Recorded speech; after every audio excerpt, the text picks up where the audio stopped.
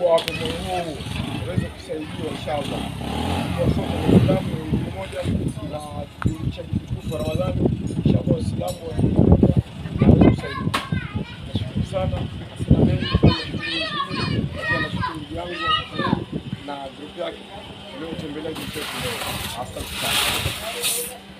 Basi na ndugu zangu wote kwa jumla tuendeleeni kuombea na Mungu ili Mwenyezi Mungu aturejeshe Mombasa salama salimini. Kama nilivyotangulia kusema ya kwamba baada ya zoezi hili la kuwafikia watu na riba, bado kuna vitu nyingine kwamba tumeipotea kutoka kwa channel hiyo kwa channel hii ya Citizen inaonyesha ni namna gani watu wanapoteseka katika maeneo ya